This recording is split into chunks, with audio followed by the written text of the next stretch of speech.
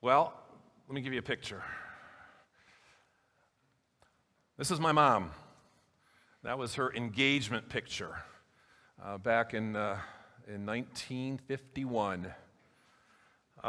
Mildred Elizabeth Geraldson Ashley. She was born on November 18th, 1922 in Waukesha, Wisconsin, just west of Milwaukee.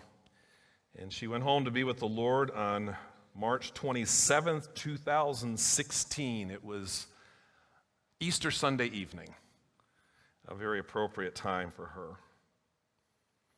I want to talk a little bit about my mom because she was a wise woman. And I want to share a small sampling of her wisdom.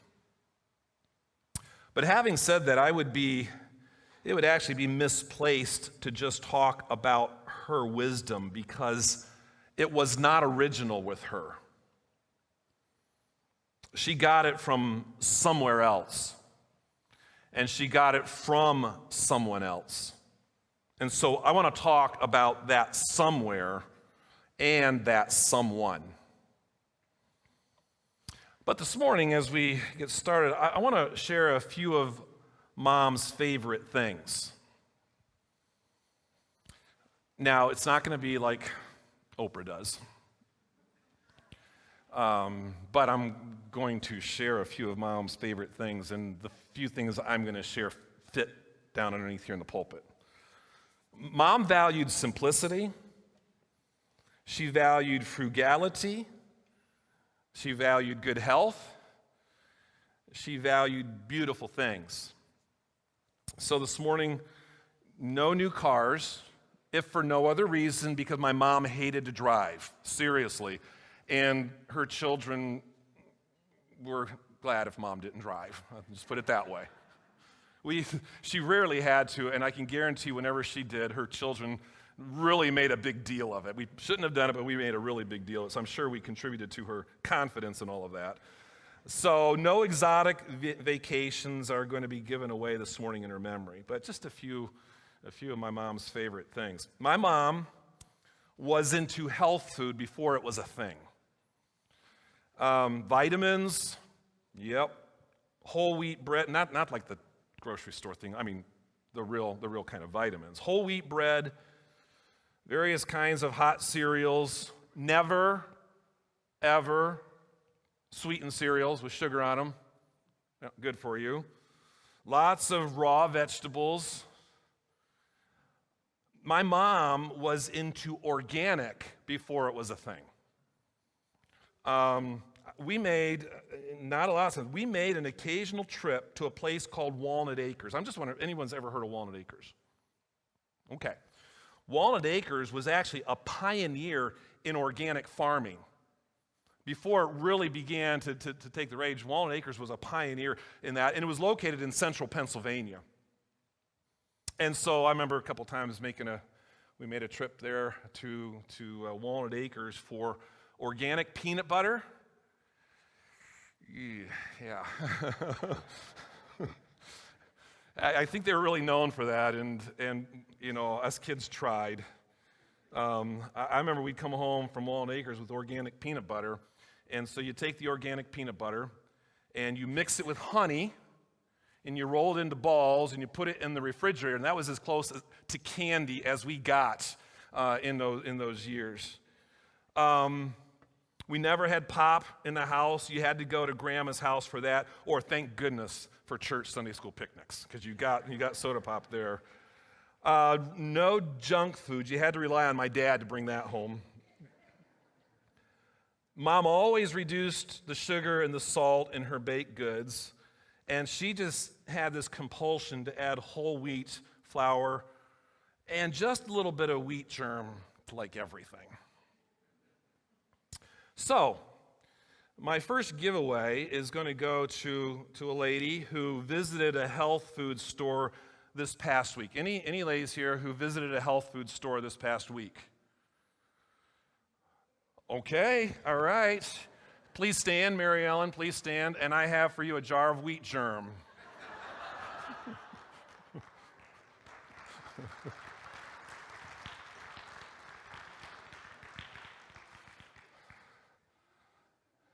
Enjoy.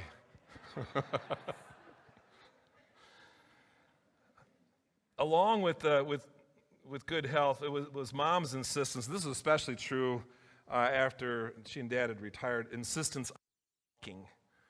She always wanted to go out walking, and whenever even she was out here, as long as she could, she wanted to go for a walk. They lived in town, so they could walk about everywhere, and she had Dad walking with her everywhere possible instead of driving. I remember on at least one occasion, she proudly declared that they had walked to the library and back. It was a 4-mile walk round trip, and she was pretty proud of that. So my next giveaway is going to go to a lady who walked or ran at least 4 miles this past week. Okay, so is Tanya. And Stella, I'm going to make you guys stand. Yeah, I know you love this, but could you? So we got 2 of you. So we're going to have I think we have to have a little race here. No. If it was Oprah's show, you would be like, come on down, the first one down here. All right, let's go. Either of you have a birthday in November? Okay. Either of you have a birthday in May? I'm just real quick trying to, okay. Let's see. How about I'm going to have a birthday closest to my mom's, which is November. So, Tanya, when's your birthday? September? June. Okay. All right, Tanya. Basically, what I have is just a pedometer, so you can measure all of the steps that you take. Oh, hey, I forgot. It's right here. Sorry, not a Fitbit. I know Oprah would have given you a Fitbit, but this one will just start measuring your steps. All right. Mom didn't eat any sweets, as I said, except these peanut butter honey things, whatever they were. But one of her favorites was butter pecan ice cream. Now, us kids have a theory that the reason butter pecan was her favorite was because it had nuts in it, and nuts are healthy. Okay, so that was the reasoning. All right, so I'm wondering if we have a lady who does have a birthday in November. Could you stand, any ladies with a birthday in November? Okay, we have 2. Oh, once again. All right. Terry, when's your birthday? 11th?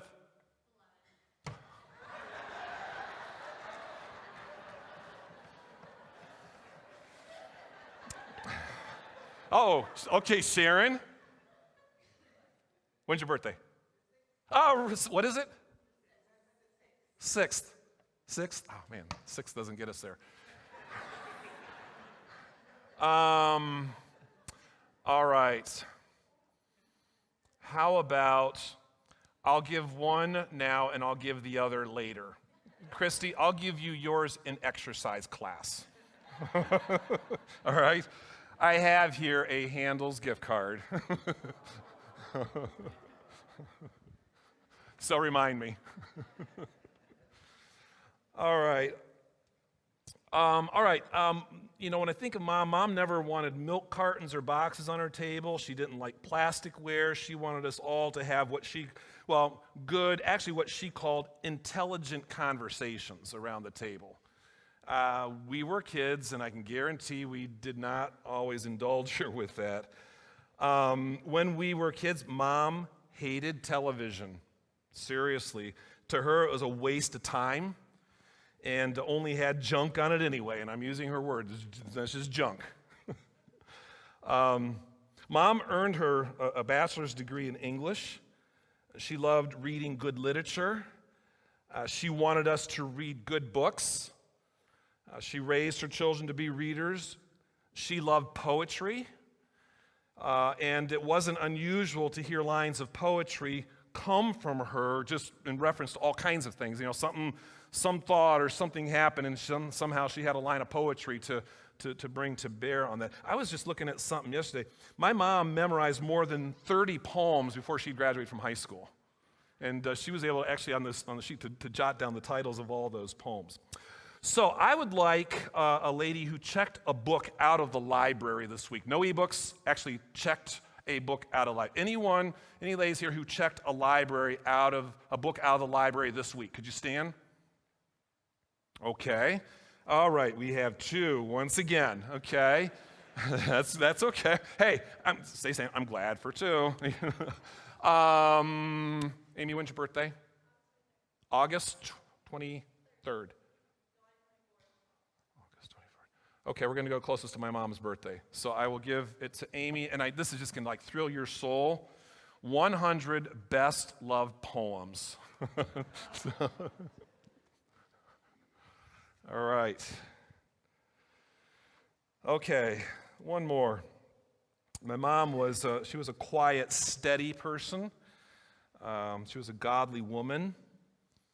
Mom was a disciple maker, and front lines to her was her home and her children. I was just sort of interacting with my siblings, and one of them said, it seemed Mom had a verse for everything. Whatever correction, counsel, whatever she might be bringing to us, she had a verse for everything. One of her favorite go-to places was the book of Proverbs. And I particularly remember Proverbs 3, which is why we read portions from it this morning. I remember as we would be making our way to school, it was probably about a 25-minute drive to school. Mom had a little copy of Proverbs, a pocket copy of Proverbs in her purse she would pull out, and we would read it while we were making the drive to school. And we read it over and over enough times that we memorized a good portion of it during that time. And on Mom's gravestone, you'll see the last line says, "The wise shall inherit glory." As siblings, we were thinking through what to put there. We were really all in agreement that phrase, which comes from the end of Proverbs 3, was a good summation of her life. So, what we have is, if the ladies, if you'd look into your hymn book to hymn number 204, one of you has a slip of paper that looks like this that says congratulations. Okay, and if no one pulls up, then start pulling out hymn books in front of you because, not everyone's being pulled out of the rack right now, but don't let any hymn books remain unsearched for. Okay, so keep looking. Ben, you can help. You can help them, okay? So while you continue to search, because it's out there. It's out there. I have it on. All right, Tanya, okay. Is this your second time? Yeah, it's like Tanya to apologize for having won, all right? Well, okay, so first of all, the reason the little slip of paper is in Rock of Ages, my mom loved hymns. My mom, so I realize that we don't always use, we're not pulling out and using our hymn books. Well, my mom didn't either. Okay, so my mom didn't use hymn book because she knew them by heart. And one of her favorites was Rock of Ages. Now, my mom did not have a tremendous singing voice, and she would be the first to tell you that. Mom always attributed it to the fact that she had her tonsils out when she was a kid. Okay, I'm just saying that, but I'll tell you what. To a little kid who's in bed and being tucked in by their mom, when their mom sings Rock of Ages, it's beautiful. It's beautiful. So anyway, for the prize I have here, it's a copy. I couldn't find a little copy of Proverbs like my mom had, but this is a copy of Psalms and Proverbs. And so I'm giving away Mom's wisdom because it's not hers. It's where she got it from. It's where she got it from was the scriptures.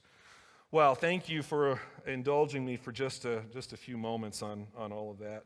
There certainly are many more things I could give away, but we need to get into the scriptures. I've said it before. Mom's wisdom was not original with her. She got it from God's wisdom.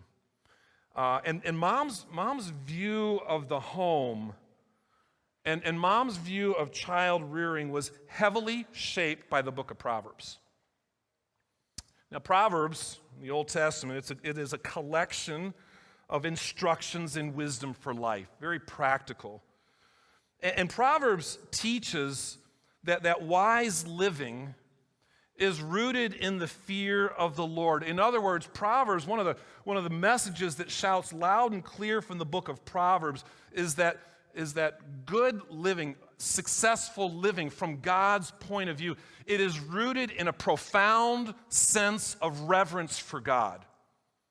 If you want to be a wise person, and if you want to live wisely, it is the outflow of a profound sense of reverence for God. The Proverbs come to us from wise teachers of ancient Israel. And what they were doing is they were reflecting on what they observed in various areas of life. So these wise people, they've lived life, they've watched people, they've observed situations of all kinds.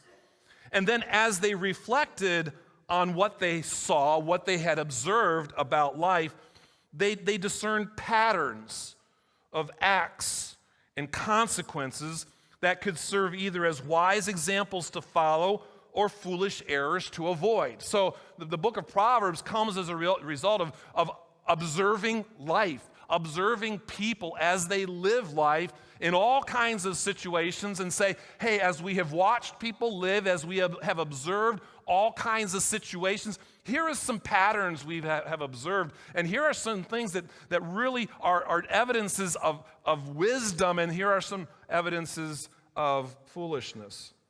You see, Proverbs are neither promises nor commands, rather they are observations and counsels about life that has come through this process. Of course, being in the Scriptures, we would also understand that these observations of wise living, these observations about life that have been written down and preserved, were done so under the inspiration of the Spirit of God. The sayings of this book encompass the full range of human experience, from personal behavior to social institutions. It's all there. And they are presented to us in the book of Proverbs as universal or timeless truths that continue to speak to us today. Even though they are written out of observations from ancient times, humanity is still humanity. Throughout the book of Proverbs, and its theme is this idea of wisdom. And very basically, and in a succinct definition, wisdom is skill in living as God intends us to live. And that word, that concept of skill is a part of this. It takes skill to build things. It takes skill to play an instrument. It takes skill to solve problems. It takes skill to live in a manner that will result in true pleasure and satisfaction by God's standard. That skill is what we call wisdom. And even as Proverbs 3 reminded us this morning, wisdom has been embedded by God in His world. When He created this world and all that is in it, He created it in wisdom. So wisdom embraces all of life.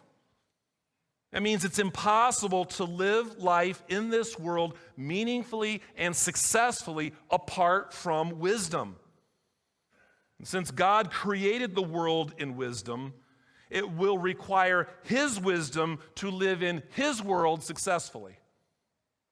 It's why you are admonished over and over again against the crooked path, which leads elsewhere, but the straight path, which is the path of wisdom, which is the path we walk as we make our way through this world, as we exercise that skill. This world is filled with all kinds of obstacles, all kinds of barriers, and imagine yourself trying to pull a boat into some port of harbor, but there are hazards, there's shallow spots, and there's rocks just underneath the surface. You're not quite sure where they are. You have to navigate very carefully so as not to become shipwrecked. That's the picture of wisdom. It is skillfully navigating through this life and all of its circumstances, all of its situations, so that we can come safely home.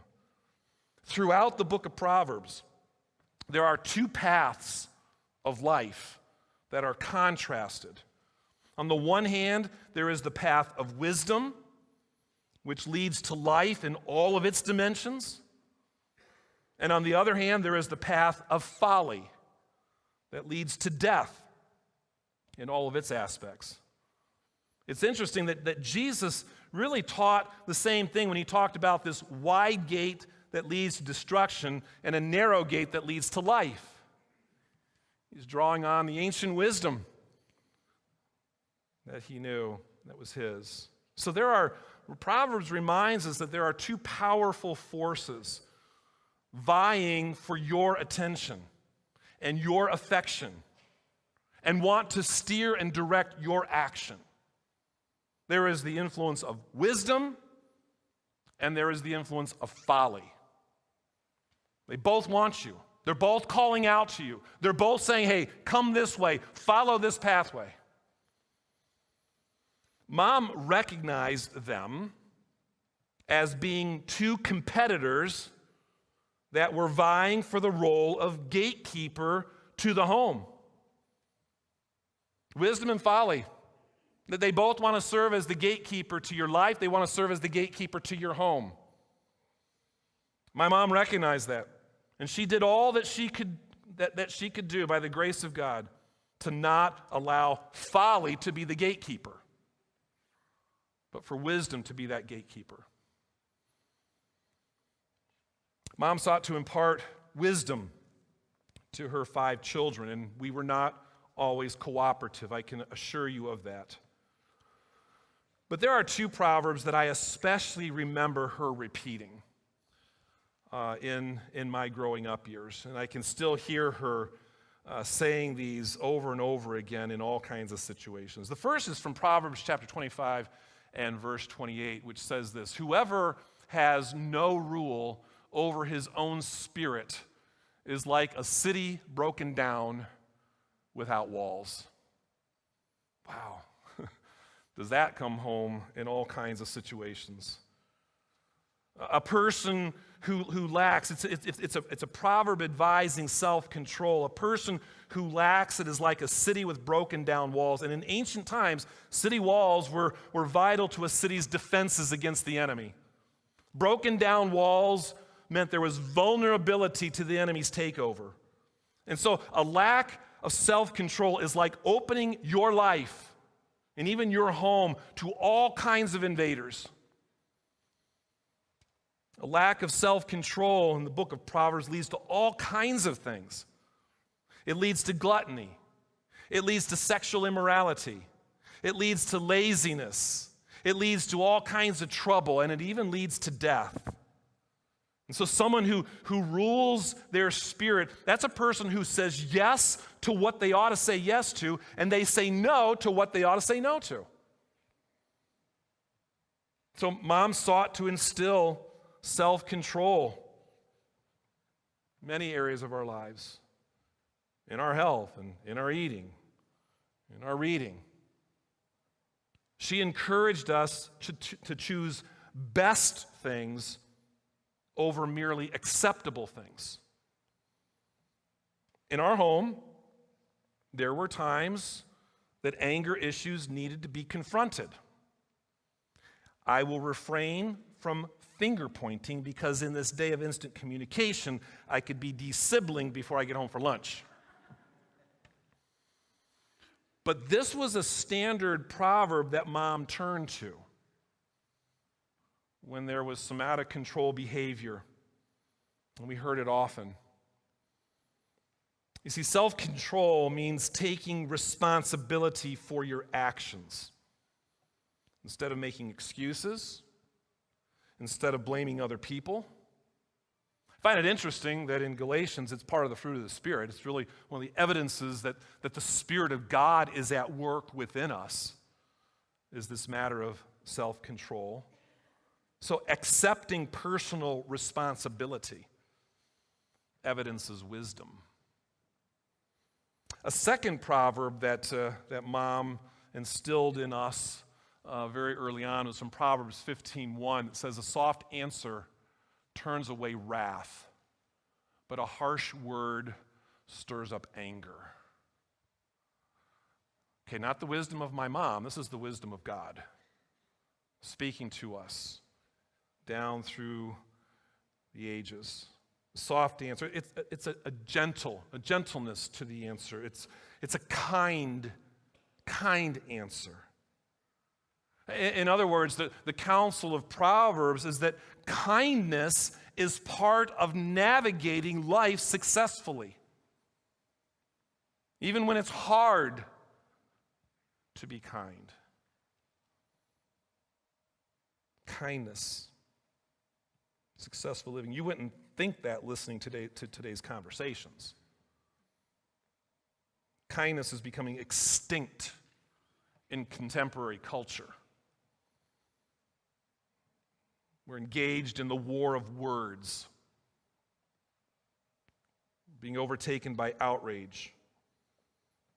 There's a crudeness to entertainment where it seems like there is nothing we won't say anymore. There's a lack of manners. If you don't know what they are, look it up in the dictionary.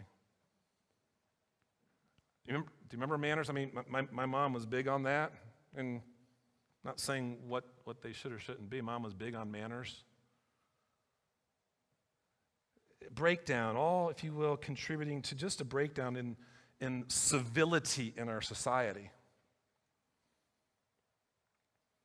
Kindness in the book of Proverbs is commended throughout that book.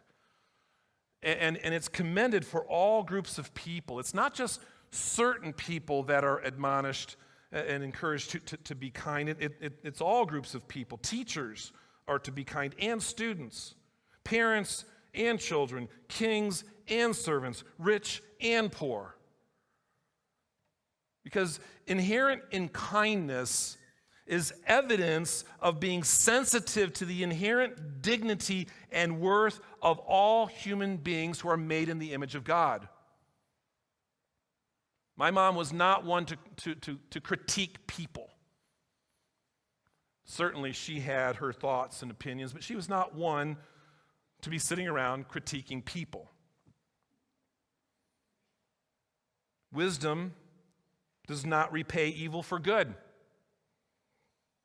Wisdom recognizes instead of using speech to divide and alienate, a kind answer can diffuse wrath and create community.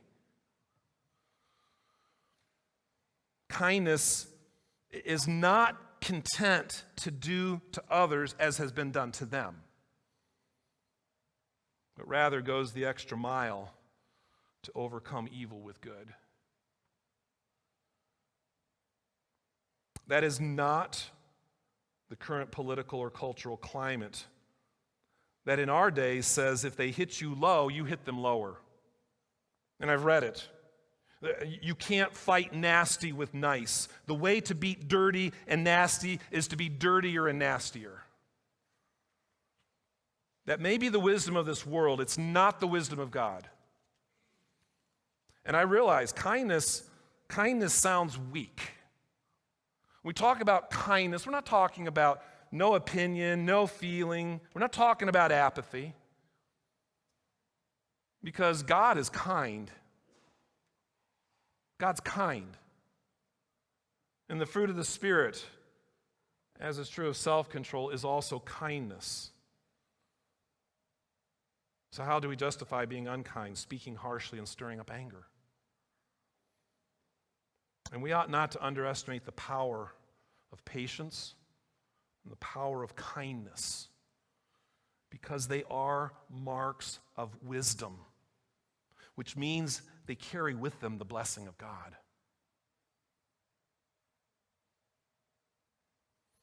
You may have heard of a woman named Rosaria Butterfield. She was an unlikely convert whose journey to faith in Christ was nurtured through kindness. She chronicles her journey in her memoir entitled The Secret Thoughts of an Unlikely Convert. She says of her, in that book, it's told that in her late 20s, allured by feminist philosophy and LGBT advocacy, she adopted a lesbian lifestyle. She earned her PhD from Ohio State University and then served at Syracuse University. There she advised LGBT students. She wrote the university's policy for same-sex couples. In 1997, she was doing some research on the religious right, and she wrote an unflattering article in a local newspaper about Promise Keepers. As you might imagine, there was response. And she writes this in her book. She says, the article generated many rejoinders, so many that I kept a Xerox box on each side of my desk, one for hate mail, one for fan mail. But one letter I received defied my filing system. It was from a pastor. It was a kind and inquiring letter. Elsewhere, she said it was the kindest letter of opposition she had ever received. He asked her some probing questions, but she said the letter was warm and the letter was civil. And so she just really wasn't quite sure what box to put it in, so she threw it away. But later she fished it out of the garbage and put it on her desk where it remained for a week.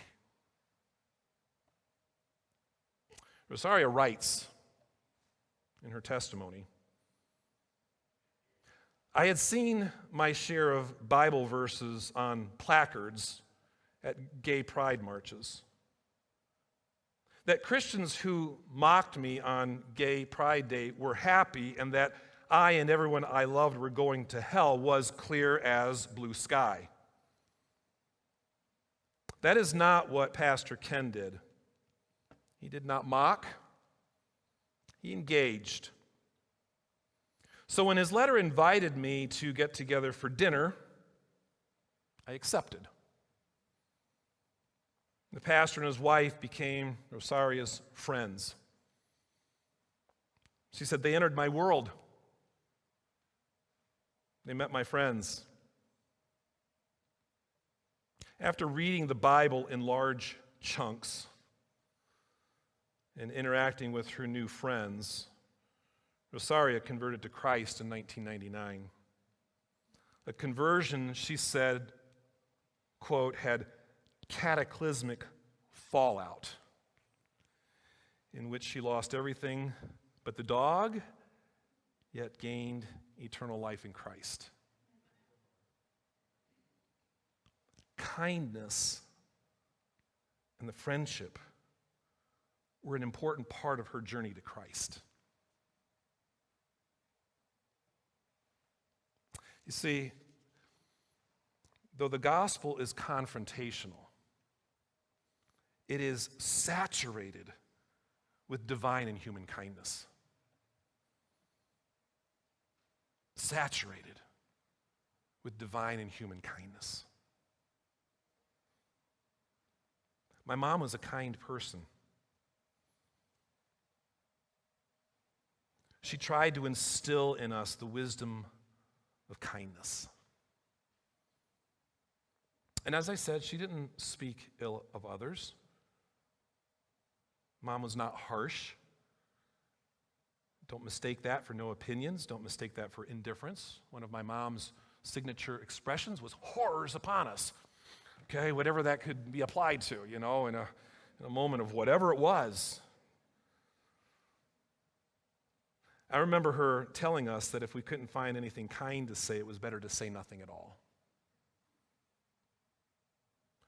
She didn't know it, but my mom was preparing me for this time in which we live. But my mom wasn't just a disciple maker. My mom was an evangelist. She was an evangelist. Mom realized, as the book of Proverbs shows, that the wisdom of God requires a right relationship with God. And that Proverbs teaches that wisdom is more than simply compliance with wise instruction. Listen, a moralist can be self-controlled and kind. Wisdom is more than that. It is trust in reverence for and submission to the Lord who created everything and governs it all. As an evangelist, my mom led me to saving faith in Jesus Christ. Because my mom's prayer wasn't just to turn out good kids who were responsible, who were well-behaved, but by the grace of God, her prayer was that she would turn out kids who came to know the grace of God through faith in Jesus Christ, and whose faith would not just be a Sunday compartment in their lives, but a governing force in all their lives. That was her desire. That was her prayer.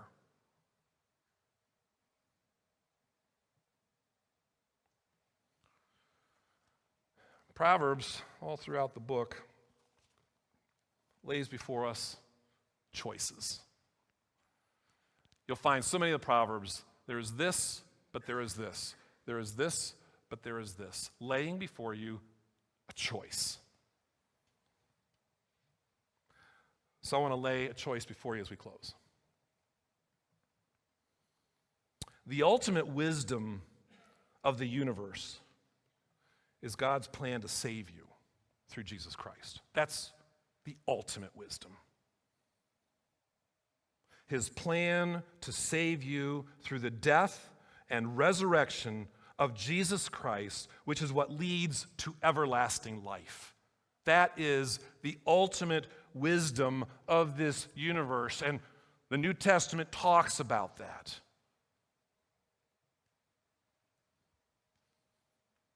The ultimate foolishness, then, is to ignore God's plan, which leads to the destruction of hell. It's a pretty weighty choice. Pretty weighty choice. Choose wisely.